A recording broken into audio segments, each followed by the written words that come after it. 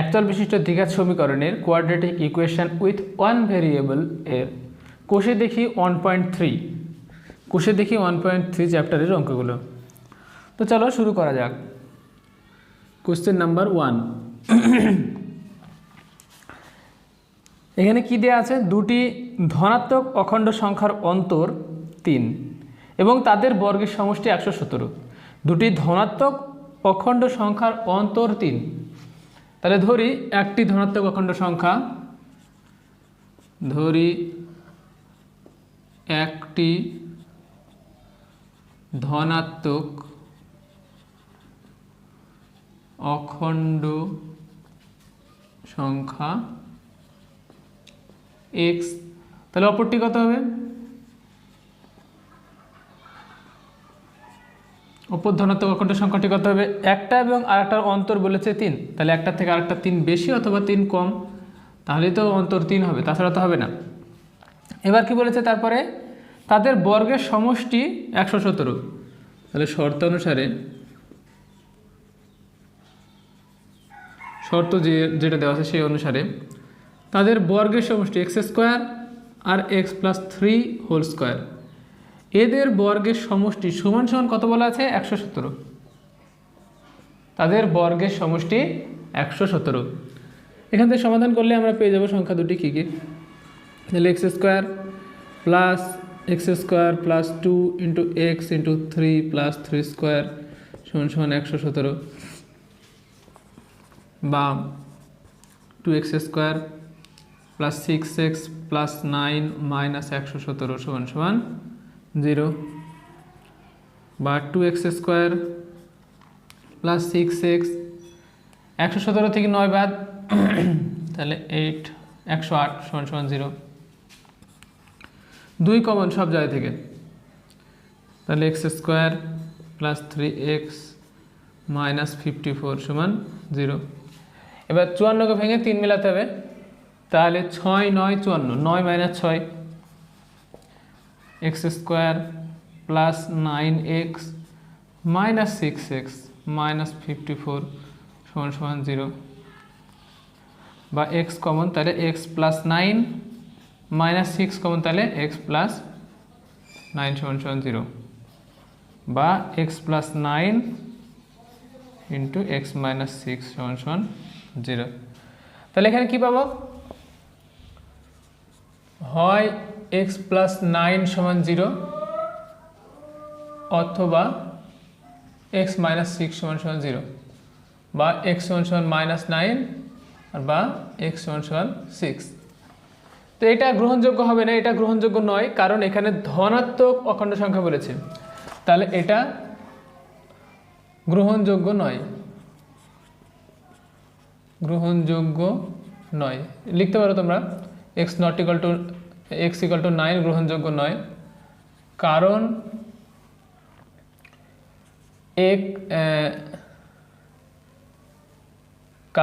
x একটি ধনাত্মক অখণ্ড সংখ্যা। তাহলে x এর মান বেরিয়ে আসলো আমাদের 6। তাহলে একটি সংখ্যা, অতএব নির্ণয় উত্তর হবে একটি সংখ্যা, কত? 6। আর অপরটি কত?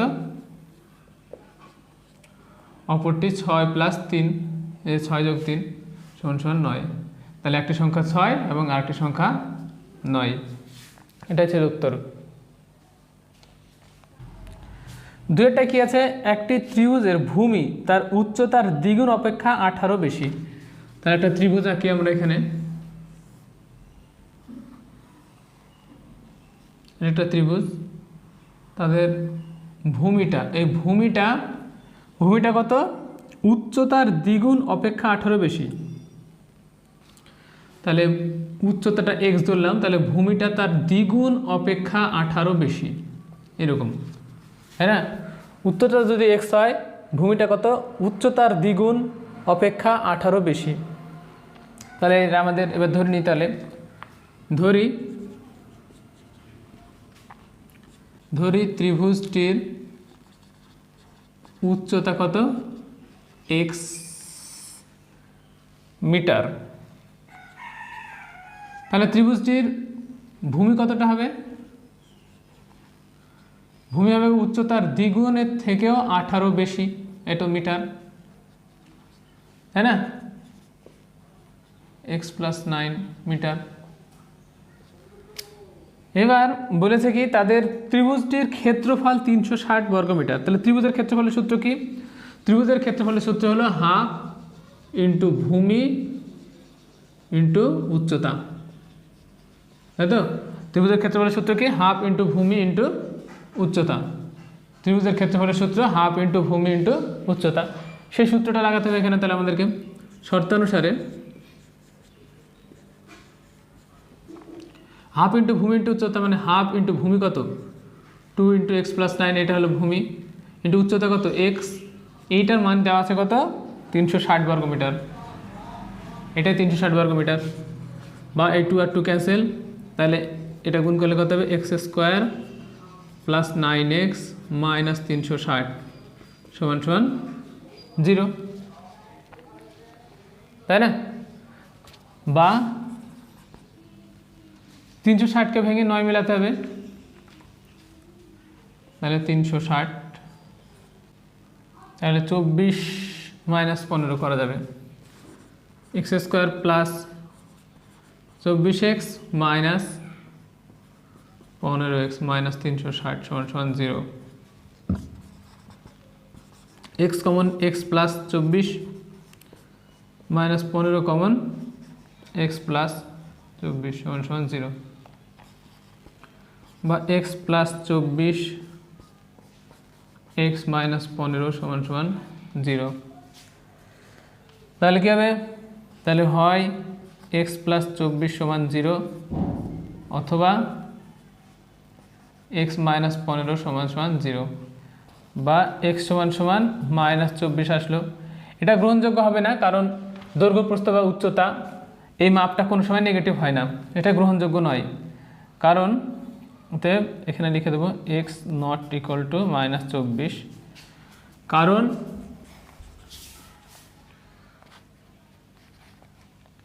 দৈর্ঘ্য ঋণাত্মক হয় না। হয় কি? দৈর্ঘ্য ঋণাত্মক হয় না, তাই এটা আমরা নিব না। আর এখানে x = কত পাবো?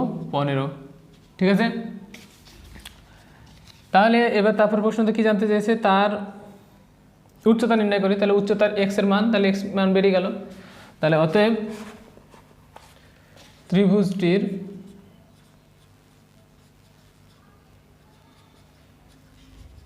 উচ্চতা কত?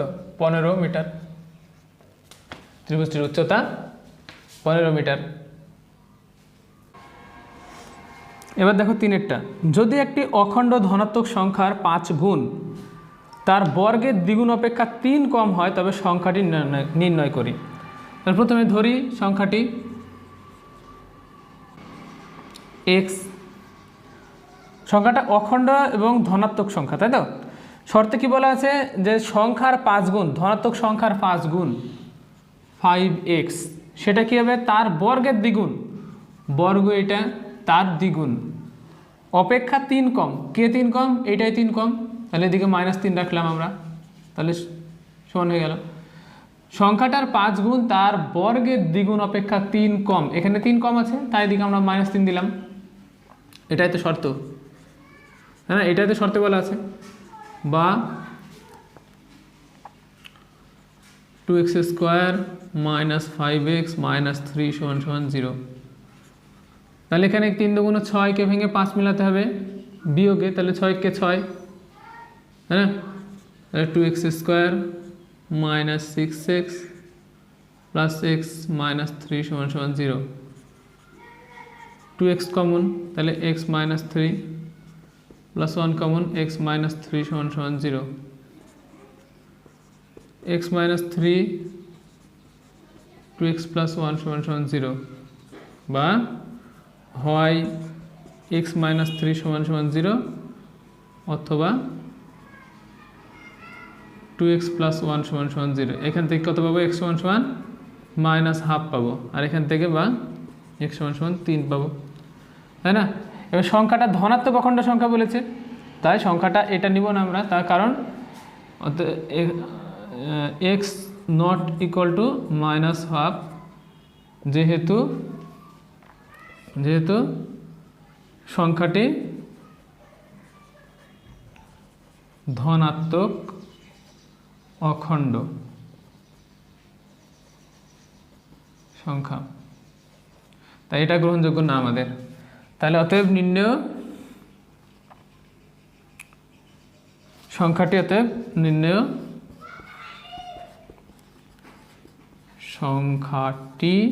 কত হবে, x ইকুয়াল টু 3, বা নির্ণেয় সংখ্যাটি হলো 3। ঠিক আছে, দেখো এবার 4এরটা কি আছে, দুটি স্থানের মধ্যে দূরত্ব 200 কিলোমিটার। দুটি স্থানের মধ্যে দূরত্ব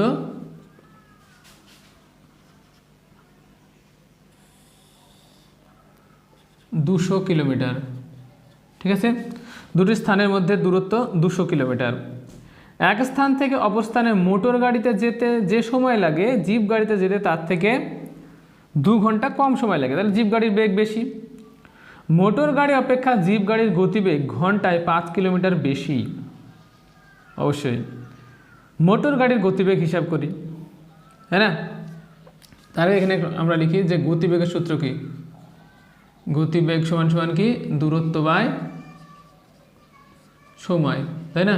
এখান থেকে যদি সময় সূত্র নির্ণয় করি তাহলে কি হবে, সময় সমান সমান গতিবেগটা নিচে দিলাম আর দূরত্ব উপরে থাকলো, তাই না? গতিবেগটা নিচে চলে যাবে, তাহলে গতিবেগ, তাহলে সময় বের করতে গেলে দূরত্ব বাই গতিবেগ করতে হবে, আর গতিবেগ সমান দূরত্ব বাই সময়। তাহলে এখানে আমরা 4একটা লিখি যে ধরি গতিবেগ x কিলোমিটার/আওয়ার। ঠিক আছে, অতএব জিপ গাড়ির গতিবেগ কত হবে, x প্লাস 5 কিলোমিটার/আওয়ার, তাই না? 5 কিলোমিটার/আওয়ার, 5 কিলোমিটার বেশি বলেছে। তাহলে ওই একই পরিমাণ রাস্তা 200 কিলোমিটার যেতে কার কতটা সময় লাগবে? তাহলে ওই 200 কিলোমিটার পথ যেতে গতিবেগ দিয়ে ভাগ করে দিলে আমরা এই সময়টা পেয়ে যাব, তাই না? গাড়ির সময় লাগবে, এটা 200 কিলোমিটার পথ যেতে গাড়ির সময় লাগবে কত, 200/x ঘন্টা। আর ওই 200 কিলোমিটার পথ যেতে জিপ গাড়ির সময় লাগবে কত, x প্লাস 5 ঘন্টা। আমরা ওখানে দেখলাম যে সময় নির্ণয় করার জন্য দূরত্ব বাই গতিবেগ করতে হয়। এই দুটো দূরত্বের পার্থক্য কতটা দিয়েছে, যে 2 ঘন্টা কম সময় লাগবে, তাহলে 2 ঘন্টা, এটাই শর্ত, তাই না? এটাই শর্ত। জিপ গাড়িতে কম সময় লেগেছে আর মোটর গাড়িতে বেশি সময় লেগেছে। আর মোটর গাড়িতে যতটা সময় লেগেছে সেই সময় থেকে যদি আমরা জিপ গাড়ির সময়টা বাদ দিই তাহলে আমরা পাবো কত, 2 ঘন্টা, বা 200 কমন উপর থেকে, তাহলে 1/x মাইনাস 1/x প্লাস 5, তাই তো? 200 কমন সমান 2, বা x প্লাস x প্লাস 5 লসাগু, তাহলে x প্লাস 5 মাইনাস x সমান 2/200, তাই তো? 100 থাকবে এখানে কাটলে। তার উপরে কথা থাকলো 5/x² প্লাস 5x সমান 1/100, বা x² প্লাস 5x সমান কত, 500, বা x² প্লাস 5x মাইনাস 500 সমান 0। তাহলে 25 মাইনাস 20, তাহলে হবে কত আমাদের, 25 minus 20, x² plus 25x minus 20x minus 500 সমান 0, বা x কমন, তাহলে x plus 25 minus 20 common, x plus 25 সমান 0, বা x প্লাস 25 x মাইনাস 20 সমান 0, তাই না?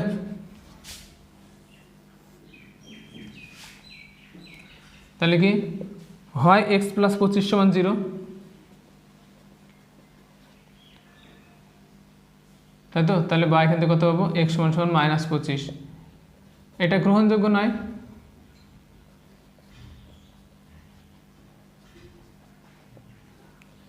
কারণ গতিবেগ নেগেটিভ হয় না। তো এখনকার মতো হয় না, পরে দেখা যাবে। অথবা এক্স -20 সমান সমান 0 বা এক্স সমান সমান 20। তাহলে এখানে কি জানতে চেয়েছে যে একটা, যে মোটর গাড়ির গতিবেগ, তাহলে সরাসরি লিখে দেবো এবার। অতএব নির্ণয় মোটর গাড়ির গতিবেগ সমান সমান 20 কিলোমিটার/ঘন্টা। মোটর গাড়ির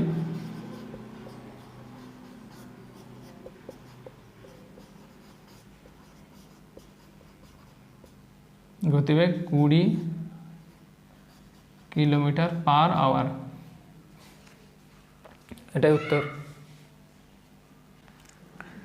এবার দেখো 5এরটা, অমিতাদের আয়তক্ষেত্রাকার জমির ক্ষেত্রফল দেওয়া আছে, ওই জমির পরিসীমাও দেওয়া আছে। অমিতাদের আয়তক্ষেত্রাকার জমির দৈর্ঘ্য এবং প্রস্থ হিসাব করি। সরাসরি লিখি, ধরি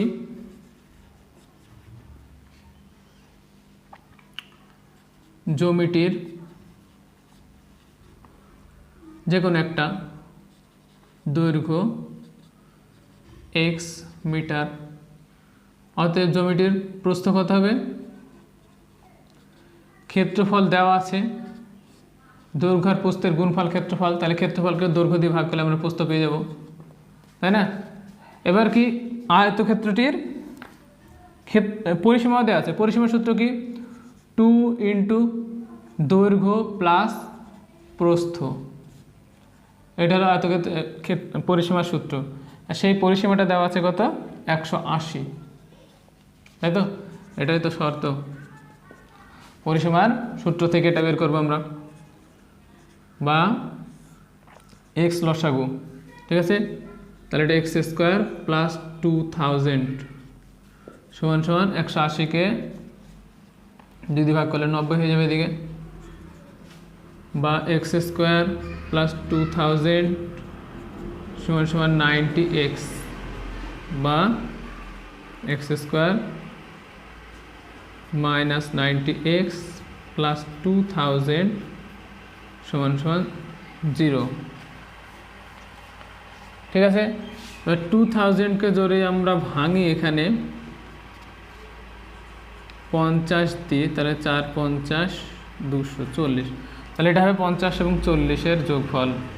তাহলে x² - 50x - 40x + 2000 সমান সমান 0, বা x কমন, তাহলে কত, x - 50 - 40 কমন, তাহলে x - 50 সমান সমান 0, বা x - 50 x - 40 সমান সমান 0, তাই তো? তাহলে এখান থেকে আমরা x এর দুটো মান পাবো, তাহলে হয় x - 50 সমান সমান 0, অথবা x - 40 সমান সমান 0, বা x সমান সমান 40, এখান থেকে বা x সমান সমান 50 পাবো। এটা গ্রহণযোগ্য না, তার কারণ আয়তক্ষেত্রটা দৈর্ঘ্য 50 মিটার, দৈর্ঘ্যটা বেশি হবে, প্রস্থটা কম হবে, এটাই গ্রহণযোগ্য হবে। এটা গ্রহণযোগ্য হবে না, কারণ দৈর্ঘ্য প্রস্থ অপেক্ষা বড় হয়, তাই x ≠ 40 দিয়ে তারপর জানতে চেয়েছে কি, যে আয়তক্ষেত্রটির দৈর্ঘ্য এবং প্রস্থ। তাহলে অতএব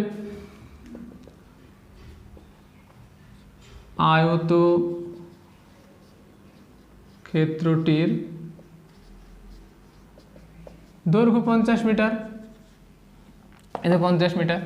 আয়তক্ষেত্রটির প্রস্থ কত হবে, প্রস্থ এখানে ধরেছিলাম 2000/x, তাহলে 2000/50 মিটার সমান সমান 40 মিটার।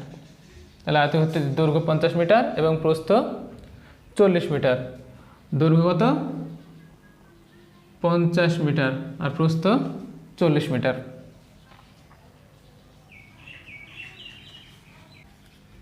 এবার দেখো 6টা, 2 অঙ্কের একটি সংখ্যার দশকের ঘরের অঙ্ক এককের ঘরের অঙ্ক অপেক্ষা 3 কম। তার আগে সংখ্যা এবং অঙ্ক একটু বলা যাক। এখানে যদি 74 থাকে, এটা একটা 2 অঙ্কের সংখ্যা, 396 এটা একটা 3 অঙ্কের সংখ্যা, একটা দুটো তিনটে, এটা একটা দুটো অঙ্ক আছে এখানে, ঠিক আছে। আমাদের অঙ্কের সংখ্যা কটা 10টা, 0 1 2 3 4 5 6 7 8 9, এই 10টা হলো আমাদের অঙ্ক। সেগুলো নিজেও সংখ্যা, কিন্তু সেগুলোই অঙ্ক, আমাদের মোট 10টা অঙ্ক আছে, ঠিক আছে। আর এটা 2 অঙ্কের সংখ্যা। এবারে 2 অঙ্কের সংখ্যাকে আমরা কীভাবে লিখতে পারি, একক দশক, 7 × 10 লিখতে হবে এবং +4, তাই না। যদি আমাদের 32 থাকতো তাহলে এটা লিখতাম 3 × 10 + 2, তাই না। দশকের ঘরে যে সংখ্যাটা থাকবে সেটাকে 10 দিয়ে গুণ প্লাস একক একটা, এইভাবে আমাদের সংখ্যা নির্ণয় করতে হয়। তো এবার আসো অঙ্কতে দেখা যাক। 2 অঙ্কের একটি সংখ্যার দশকের ঘরের অঙ্ক এককের ঘরের অঙ্ক অপেক্ষা 3 কম। তাহলে ধরি এককের ঘরের অঙ্কটি কত x। তাহলে এদের শর্ত অনুযায়ী, মানে এখানে প্রশ্নতে যা দিয়ে আছে সেই অনুযায়ী কি দশকের ঘরের অঙ্কটি কত হবে, দশকের ঘরের অঙ্কটি এককের ঘরের 2 অঙ্কের একটি সংখ্যা দশকের ঘরের অঙ্ক এককের ঘরের অঙ্ক অপেক্ষা 3 কম, তাহলে x - 3, এটা হলো ব্যাপার। এরপর কি বলেছে, সংখ্যাটি থেকে উহার অঙ্ক দুটির, তাহলে এখন সংখ্যাটি নির্ণয় করে আগে। অতএব সংখ্যাটি কি হবে, দশকের ঘরে যেটা আছে সেটার সঙ্গে 10 গুণ প্লাস এককের ঘরে যেটা সেটা, তাহলে সমান কত হবে 10x - 3 + x - 30, 3 × 10 = 30, তাহলে 11x - 30, তাই না। এটা হলো আমাদের সংখ্যাটা।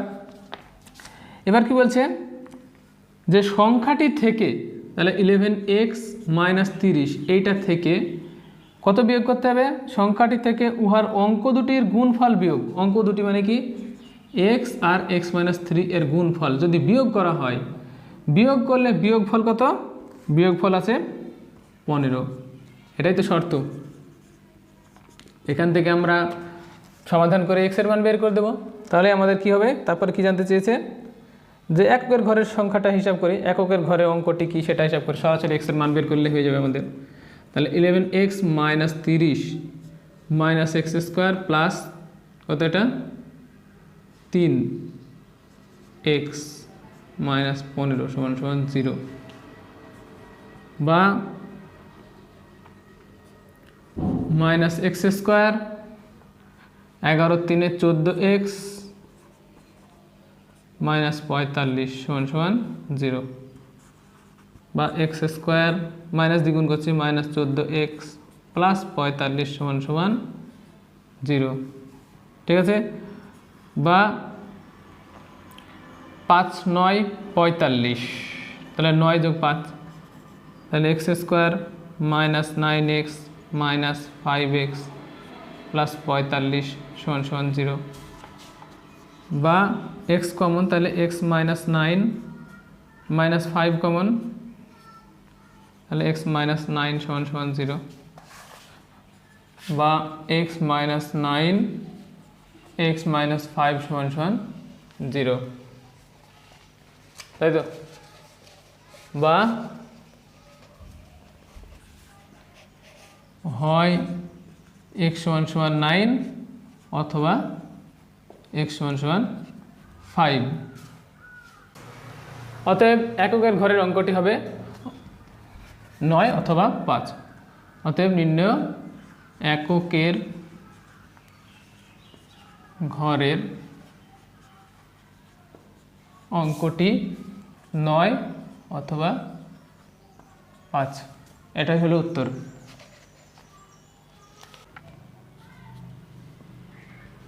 এবার দেখো 7এরটা। আমাদের স্কুলের চৌবাচ্চায় 2টি নল আছে। ঠিক আছে, আমাদের স্কুলের চৌবাচ্চাতে দুটি নল আছে। হ্যাঁ, এবার কি হয়েছে, নল দুটি দিয়ে চৌবাচ্চাটিকে 11:09 মিনিটে পূর্ণ করা যায়। যদি নল দুটি আলাদাভাবে খোলা থাকে তবে চৌবাচ্চাটি ভর্তি করতে একটি নল অপেক্ষা অপর নলতে 5 মিনিট বেশি সময় নেয়। তাহলে অত বেশি না পড়ার আগে এখানে ধরি, প্রথম নলটি দিয়ে ভর্তি করতে সময় লাগে x ঘন্টা মিনিট, হ্যাঁ না? তাহলে অপর নলটি বা দ্বিতীয় নলটি দিয়ে ভর্তি করতে সময় লাগবে কতটা বেশি সময় লাগবে বলেছে, 5 মিনিট বেশি সময় লাগে। তাহলে x + 5 মিনিট, তাই না? তাহলে প্রথম নলটা দিয়ে x মিনিট সময়ে টোটাল লোড হয়, তাহলে 1 মিনিটে কতটা লোড হবে? তাহলে প্রথম নলটি দিয়ে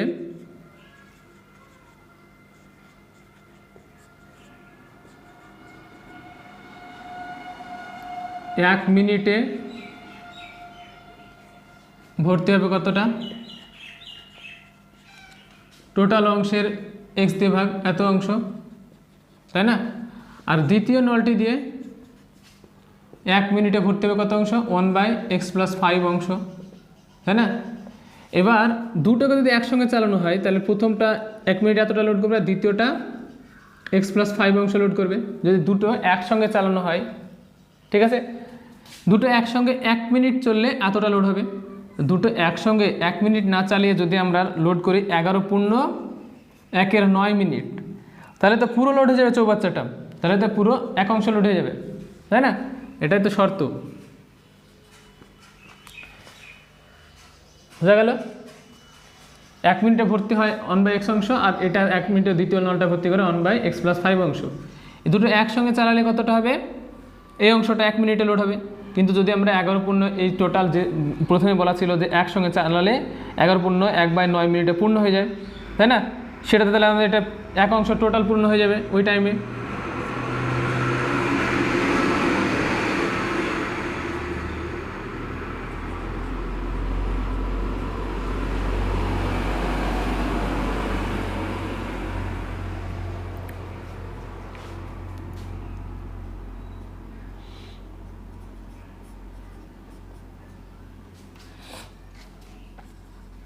বা এখানে কত হবে, x² + 5x, আর এখানে 2x + 5 = 9/100, ঠিক আছে? এবার আমরা যদি গুণ করি তাহলে পাবো 9x² + 5 × 9 = 45x = 200x + 500, তাই তো?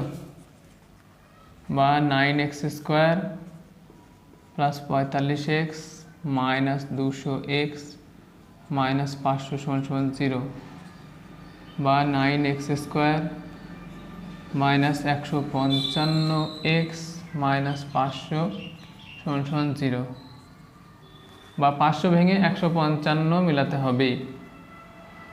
তাহলে 500কে ভেঙে 155 মেলাতে হবে। 25 যদি দিই তাহলে 50, 25 20-তে হবে না, তাহলে কত হবে? তাহলে এখানে 9 × 500কে ভেঙে আমাদেরকে এটা মেলাতে হবে। তাহলে 9x² - 180x + 25x - 500 = 0, তাই তো? বা 9x কমন, তাহলে কত হবে, x - 20 প্লাস 25 কমন, তাহলে x - 20 = 0। এবার এখানে লিখছি, তাহলে বা x - 20 × 9x + 25, সমান সমান 0। তাহলে এখান থেকে হয় x মাইনাস 20 সমান 0 অথবা 9x প্লাস 25 সমান সমান 0 বা 9x সমান সমান মাইনাস 25 বা x সমান সমান মাইনাস 25/9 বা x সমান সমান 20। এখান থেকে এটা গ্রহণযোগ্য হবে না, কারণ সময় নেগেটিভ হয় না। যেহেতু সময় নেগেটিভ হয় না, তাই x not equal to minus 25/9। তাহলে এটাই ঠিক। তাহলে তারপরে জানতে চেয়েছি কি,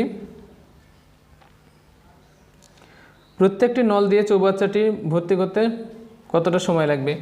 তাহলে প্রথম নলটি দিয়ে ভর্তি করতে সময় লাগবে 20 মিনিট। অতএব প্রথম নলটি দিয়ে ভর্তি করতে সময় লাগবে 20 মিনিট, আর দ্বিতীয় নলটি দিয়ে ভর্তি করতে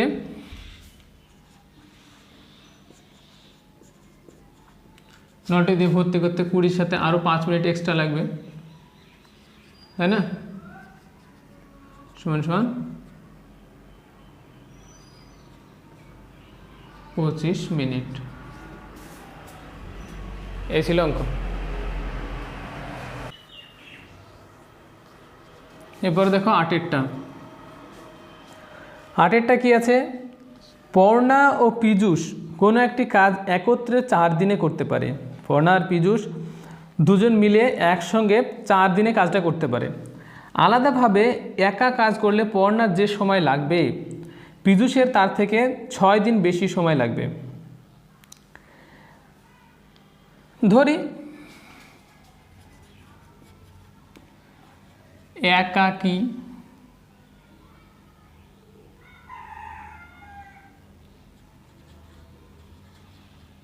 কাজটি করতে পর্ণার সময় লাগবে x দিন। তাহলে একাকী কাজটি করতে পীযূষের সময় লাগবে কত, x প্লাস কত দিন, কতদিন এক্সট্রা, 6 দিন। 6 দিন সময় লাগবে, তাই না? এবার কি বলেছে, পর্ণা একাকী কাজটা কত দিনে সম্পন্ন করতে পারবে। এরা দুজন মিলে কত দিনে কাজটা কমপ্লিট করতে পারবে সেটা বলা আছে। দুজন মিলে একসঙ্গে কাজ করে কত দিনে শেষ করতে পারে, 4 দিনে শেষ করতে পারে সেটা বলা আছে। তাহলে পর্ণার সময় x দিনে টোটাল কাজটা শেষ করতে পারে। তাহলে পর্ণা একদিনে কতটা কাজ করে, একদিনে পর্ণা একদিনে কাজ করে টোটাল কাজের 1/x অংশ, তাই না? আর একদিনে পীযূষ কতটা কাজ করে, 1/x + 6 অংশ। তাহলে ওরা যদি একদিনে একসঙ্গে কাজে লাগে, তাহলে একদিনে কতটা কাজ করবে, এতটা একদিনে। আর বলেছে কি 4 দিন কাজ করলে টোটাল কাজটা শেষ হয়ে যাবে। একদিনে কাজ করা দুজন একসঙ্গে কাজ করলে এতটা কাজ হবে, তাই না? এর আগের অঙ্কটার মতোই এক অংশ তাহলে শেষ হয়ে যাবে 4 দিন কাজ করলে, প্রথমে বলা আছে সেটা।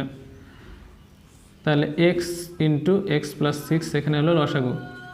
তাহলে x + 6 + x সমান সমান 1/4 বা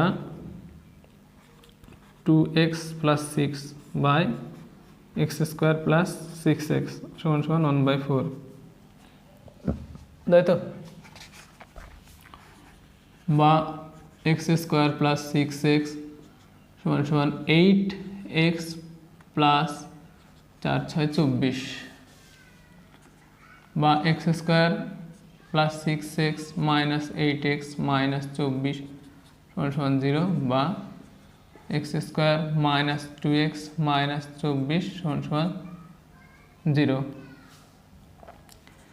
তাহলে 24কে দুই মিলাতে হবে, তাহলে x square minus 6x plus 4x 4 6 24 minus 24 সমান সমান 0, বা এক্স কমন তাহলে এক্স মাইনাস 6 প্লাস 4 কমন তাহলে এক্স মাইনাস 6 সমান সমান 0, বা এক্স মাইনাস 6 সমান x minus 6 into x plus 4 সমান সমান 0।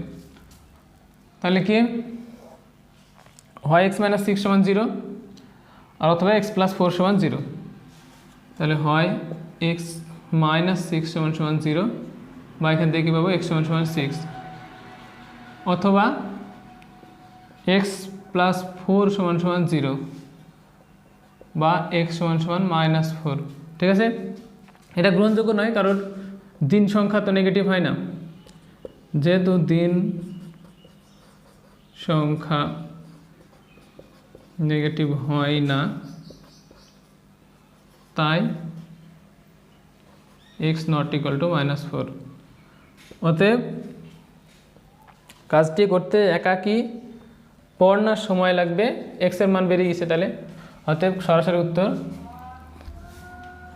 একাকি কাজটি করতে পড়ার সময় লাগবে কতদিন? 6 দিন। এটা ছিল উত্তর।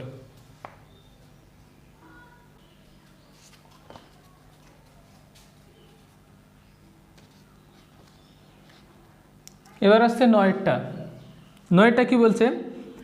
কলমের মূল্য প্রতি ডজনে 6 টাকা কমলে 30 টাকায় আরও 3টি কলম বেশি পাওয়া যায়।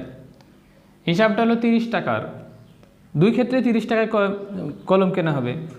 প্রথমে যে দাম ছিল, পরে 6 টাকা যদি কম হয় তাহলে 3টে কলম বেশি পাওয়া যাবে। তবে কমার পূর্বে প্রতি ডজন কলমের মূল্য নির্ণয় করি। তাহলে ধরি কমার পূর্বে প্রতি ডজন কলমের মূল্য x টাকা, তাই না? তাহলে কমার পূর্বে 30 টাকায় কটা কলম পাওয়া যাবে, কটা ডজন কলম পাওয়া যাবে? তাহলে কমার পূর্বে 30 টাকায় কলম পাওয়া যাবে কত? 30/x ডজন, তাই না? 30 টাকায় এক ডজনের দাম x টাকা, তাহলে 30 টাকায় পাওয়া যাবে কত? 30কে x দিয়ে ভাগ করলে আমরা কত ডজন পেয়ে যাব। এবার কলমের মূল্য ডজনে 6 টাকা কমলে, তাহলে এখন কলমের মূল্য 6 টাকা কমলে ডজন প্রতি দাম কত হবে? আগে x টাকা ছিল, 6 টাকা কমে গেছে, তাহলে এত টাকা, x মাইনাস 6 টাকা। তাহলে 30 টাকায় এখন পাওয়া যাবে কত? 30/x মাইনাস 6 ডজন কলম। পরবর্তীতে বেশি কলম পাওয়া যাচ্ছে, তাই না? তাহলে 30/x মাইনাস 6, আগে কম কলম পাওয়া যাচ্ছিল, তাহলে বাই x, এইটা সমান সমান কত বলা আছে? 3টে পেন, তাই না? আর এটাই তো শর্ত, তাই তো?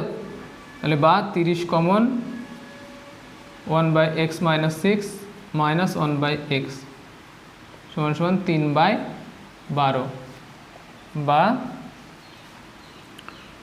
লসাগু তাহলে x ইন্টু এক্স মাইনাস 6। ঠিক আছে, তাহলে x মাইনাস এক্স প্লাস 6 সমান সমান 3/12 নিচে 30, 3 × 10 = 30। x ক্যান্সেল, তাহলে এখানে শুধু 6 থাকলো, এতে কোনাগুনি গুণ করলে কত হবে? x² মাইনাস 6x সমান সমান 120 গুণ 6, বা x² মাইনাস 6x মাইনাস 720 সমান সমান 0, বা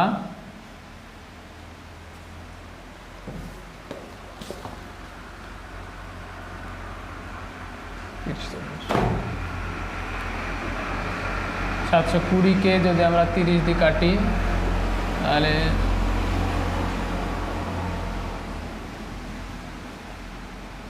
তাহলে x square minus 30x plus 24x minus 720 সমান সমান 0 বা এক্স কমন, তাহলে x minus 30 plus 24 x minus 30 সমান সমান 0 বা x minus 30 into x plus 24 সমান সমান 0, তাই তো?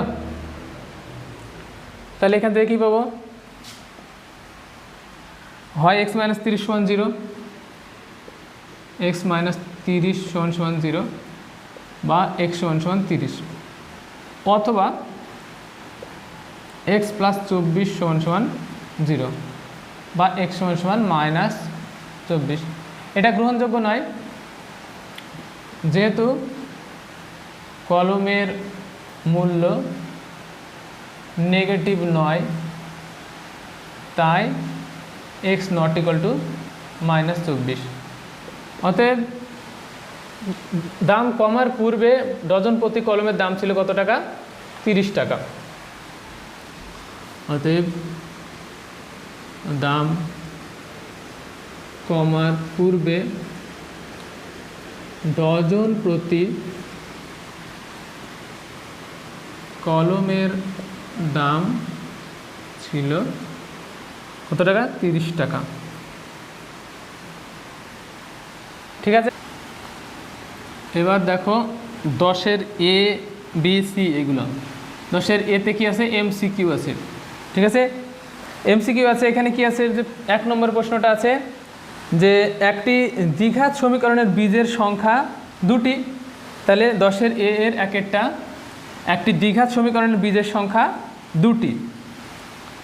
একটি দ্বিঘাত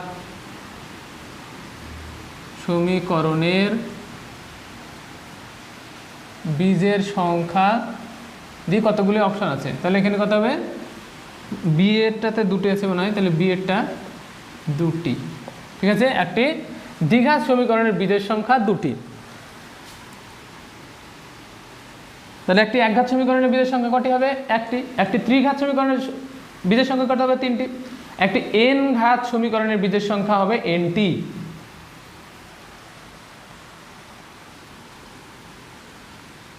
তারপরে কত হচ্ছে? A X square plus B x plus C সমান সমান 0 দ্বিঘাত সমীকরণ হলে, এটা যদি দ্বিঘাত সমীকরণ হয়, দ্বিঘাত সমীকরণ যদি হয় তাহলে অবশ্যই এ নট ইকুয়াল টু 0 হবে, তাই না? অবশ্যই এ নট ইকুয়াল টু 0 হবে, কারণ এ ইকুয়াল টু যদি 0 হয় তাহলে এটা দ্বিঘাত পদ বাদ, তাহলে রৈখিক সমীকরণ চলে আসবে। তার জন্য অবশ্যই একটি দ্বিঘাত সমীকরণ হতে গেলে এ এর মানটা নট ইকুয়াল টু 0 হতে হবে। 3 নম্বরটা কি বলছে? একটি দ্বিঘাত সমীকরণের চলের সর্বোচ্চ ঘাত 2। একটি দ্বিঘাত সমীকরণের চলের সর্বোচ্চ ঘাত কত হবে? 2 হবে, তাই তো নাকি? বি এরটাতে আছে সেটা। একটি দ্বিঘাত সমীকরণের চলের সর্বোচ্চ ঘাত 2। এবার 4টা দেখি। 4টা কি আছে? 4 × 5x square minus 7x plus 2 সমান সমান 5 × 4x square minus 6x plus 3। এটা কি দ্বিঘাত সমীকরণ নাকি রৈখিক নাকি ত্রিঘাত, না কোনোটি নয়? তাহলে আমরা এটা ভেঙে দিই। তাহলে 4 × 5 = 20x square minus 4 × 7 = 28 x plus 4 × 2 = 8 সমান সমান 4 × 5 = 20x square minus 5 × 6 = 30x plus 3 × 5 = 15। সবগুলো যদি একদিকে নিয়ে আসি আমরা, তাহলে x স্কোয়ার আর x স্কোয়ার টার্ম আউট। ঠিক আছে, আর এই 30x স্কোয়ারের দিকে আসলে মাত্র থাকবে 2x, আর 15 এদিকে আসলে -8, তাহলে 7 সমান সমান 0।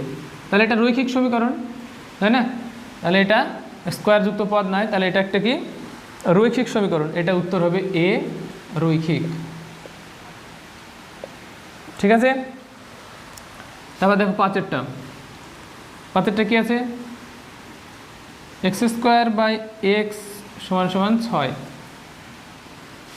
তাহলে বা এক্স স্কোয়ার সমান সমান 6x, কোনে কোন গুণ করলাম, বা এক্স স্কোয়ার মাইনাস 6x সমান সমান 0, বা এক্স ইন্টু এক্স মাইনাস 6 সমান সমান 0।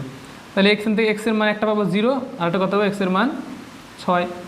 তাহলে নির্ণয় মান কত হবে, 0 এবং 6, সেটা সি এরটাই আছে 0,6।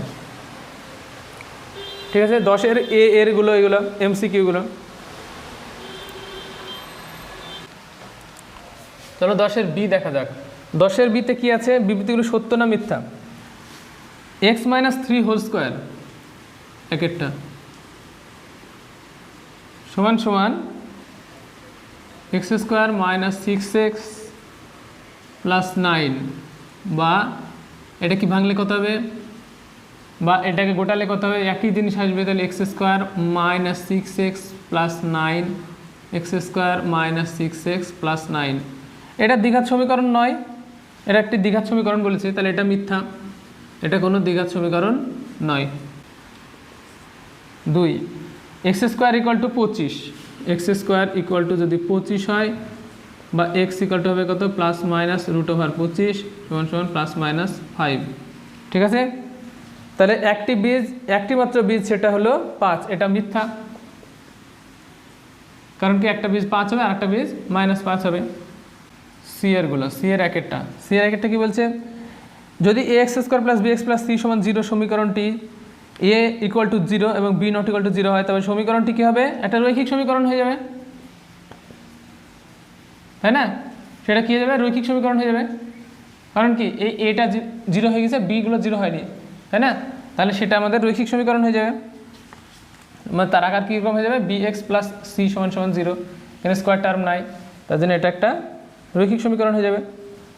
2-এরটা, যদি একটি দ্বিঘাত সমীকরণের দুটি বীজই 1 হয়, তাহলে সমীকরণটি কী হবে, তাহলে দুটি বীজই 1, ঠিক আছে।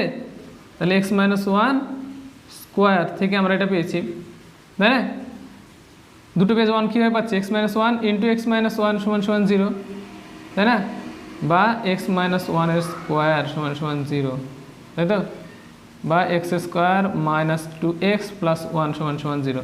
তা দুটি বীজ যদি এক হয়, তাহলে সমীকরণটা কত হবে, x square minus 2x plus 1। 3-এরটা কী বলছে, 3-এরটা বলছে 6 এক্স স্কোয়ার সমান সমান 6 এর সমীকরণের বীজদ্বয় এক্স স্কোয়ার সমান সমান 6x, এক্স স্কোয়ার সমান সমান 6x। তাহলে এটা এর আগের অঙ্ক একটু আগে করা হলো, এটা এক্স স্কোয়ার মাইনাস 6x সমান সমান 0, বা এক্স মাইনাস 6 সমান সমান 0। তাহলে এক্স সমান সমান 0 আর এক্স মাইনাস 6 সমান সমান 0, তাই না। তাহলে এক্স সমান সমান 6, তাহলে এক্সের মান কত পাবো আমরা, এক্স সমান সমান 0,6 পাবো। তাহলে 3-এরটা কত হবে, বীজদ্বয় 0 এবং 6, বীজদ্বয় কত, 0 এবং 6। এবার 11-গুলো দেখি। X square plus x plus 3 equal to 0 সমীকরণের একটি বীজ 1 হলে এ এর মান কত। এ এর মান বের করতে হলে আমাদেরকে একটা বীজ দেওয়া আছে, তাহলে সেই বীজটা আমরা এখানে বসিয়ে দেবো। তাহলে পুট এক্স সমান সমান 1, তাহলে কত পাবো, আগে সমীকরণটা লিখে, এক্স স্কোয়ার প্লাস এ এক্স প্লাস 3 সমান সমান 0, তাহলে পুট এক্স সমান সমান 1, তাহলে কত পাবো, 1 স্কোয়ার প্লাস এ 1 প্লাস 3 সমান সমান 0, বা এ সমান সমান কত, -4। তাহলে এর মান কত হলো, -4। তাহলে একটি বীজ যদি 1 হয়, তাহলে এর মান হবে -4। এটা গেল 11-র 1। 2-এরটা কি বলছে দেখি, এক্স স্কোয়ার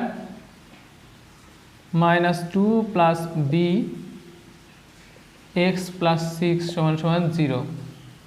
একটা বীজ দেওয়া আছে কত, 2, তাহলে অপর বীজ বের করার জন্য 2 বসিয়ে দেবো এখানে, তাহলে 2 square minus 2 plus b into 2 plus 6 সমান সমান 0, বা 6 আর 4 10, তাই না? 4 minus 2b plus 6 = 0, minus 2b = minus 6, b = 3। ঠিক আছে, b = 3। তাহলে অপর বীজটি কত? তাহলে অপর বীজটি হলো b = 3, 3-এরটা। একটা বীজ 2 হলো, অপর বীজটি কত? এখানেও তাই, x = 2 বসিয়ে দেবো। 2x² plus kx plus 4 = 0, put x = 2, তাহলে 2 × 2 স্কোয়ার প্লাস k × 2 plus 4 = 0, বা 2k = 4, আর এদিকে কত? 2 × 4, 4 × 8, -12, বা k = -6। ঠিক আছে, 12কে 2 দিয়ে ভাগ করলাম, -6 হলো। একটি প্রকৃত ভগ্নাংশ এবং তার অনুর্ণকের অন্তর 9/20। ধরি প্রকৃত ভগ্নাংশটি x, তাহলে শর্তে কি? তার অনুর্ণক মানে কি 1/x, আর সেই x এর বিয়োগফল 9/20। অনুর্ণক মানে যেটা ভগ্নাংশ তার উল্টোটা। x লসাগু, তাহলে 1 - x² সমান কত? 9/20, বা 20 - 20x² = 9x, বা 20x² plus 9x minus 20 = 0। এটা শুধু সমীকরণ লিখতে বলেছে, তাহলে এটাই সমীকরণ হয়ে গেল 4-টা। 5-এরটা দেখি। এই সমীকরণে বীজদ্বয় কত আছে? -5 এবং -7। সমীকরণে বীজদ্বয় -5 -7 হলে a এবং b এর মান লিখি। a এবং b এর মান বের করার জন্য এই অঙ্কটার জন্য পরবর্তী চ্যাপ্টারে শেখানো হবে যে বীজদ্বয়ের সঙ্গে সহগের সম্পর্ক কি আছে। তো সেখানে একটু লিখে দিই আমি এটা। বীজদ্বয় এবং সহগের সম্পর্ক কি? আলফা এবং বিটা যদি বীজ হয়, ax² plus bx plus c = 0, a not = 0, a b c বাস্তব, এরকম সমীকরণে, তাহলে কি হয়? আলফা প্লাস বিটা বীজদ্বয়ের যোগফল কত হয়? -b/a হয়। আর আলফা বিটা মানে বীজদ্বয়ের গুণফল কত হয়? c/a হয়। তো সেই অনুযায়ী আমরা এখানে কি বের করব? যে বীজদ্বয় দেওয়া আছে, ঠিক আছে, সমীকরণের বীজদ্বয় দেওয়া আছে, তাহলে a এবং b এর মধ্যে সম্পর্ক নির্ণয় করব। তাহলে বীজদ্বয় -5 আর -7 দিয়ে আছে, তাহলে -5 × -7 গুণফল সমান কত হবে? c/a। ও না, এখানকার মেন সমীকরণটা কি আগে লিখি। এখানকার মেন সমীকরণ হলো ax² plus bx plus 35 = 0। তাহলে এখান থেকে আমরা আর সমীকরণের মান দুটো কী কী দেওয়া আছে? -5 আর -7। তাহলে -5 × -7, তাহলে এটা কী হবে? c/a, 35/a হবে এটা। বা এখান থেকে আমরা 5 7 35 কেটে যাবে এখানে, তাহলে a = 1 পাবো, তাই তো? আর আলফা প্লাস বিটা মানে -5 প্লাস -7 সমান -b/a, তার মানে b/a, এটা b/a, আর a এর মান 1, তাই না? বা এটা কত হবে যোগ করলে? -12 সমান -b/a এর মান কত? 1, তাহলে b = 12। তাহলে a এর মান, অতএব a = 1 আর b = 12। ঠিক আছে, এই যে সম্পর্কটা নির্ণয় করলাম আলফা প্লাস বিটা সমান -b/a, আলফা বিটা সমান c/a, এটা পরবর্তী চ্যাপ্টারে আছে, 1.4-এ আছে। সেখানে তোমাদেরকে দেখাবো যে এটা কীভাবে হলো, যে আলফা প্লাস বিটা সমান মানে রুটস এবং কোফিসিয়েন্টের মধ্যে relation between roots and coefficient, সহগ এবং বীজগুলির মধ্যে সম্পর্কটা এইটা, যে যদি এরকম সমীকরণ হয় তাহলে এটা হলো তাদের সম্পর্ক। ঠিক আছে, এটা সম্পর্ক, এখান থেকে এগুলো নির্ণয় করতে হয়। পরবর্তী চ্যাপ্টারে শুরুতে এগুলো থেকে শুরু করা হবে পরবর্তী ভিডিওতে 1.4-এর। আশা করি ভিডিওটি ভালো লেগেছে। ভালো লাগলে বন্ধুদের সঙ্গে শেয়ার করবে, যাতে বন্ধুরা উপকৃত হয়। যেমন ধরো তুমি উপকৃত হলে ভিডিওতে যেখানে বুঝতে পারবে না, ভিডিওটি ব্যাক করে আবার সেই জায়গাটা দেখে নেবে। আবার যদি তবুও বুঝতে না পারো কমেন্ট করে জানাবে, আমি ডাউট ক্লিয়ার করে দেবো অবশ্যই। প্রচুর প্র্যাকটিস করো। Mathematics is the language of science. তাই সায়েন্স যদি পড়তে হয় অথবা সায়েন্স যদি জানতে হয় তাহলে অবশ্যই তোমাকে ম্যাথ জানতেই হবে।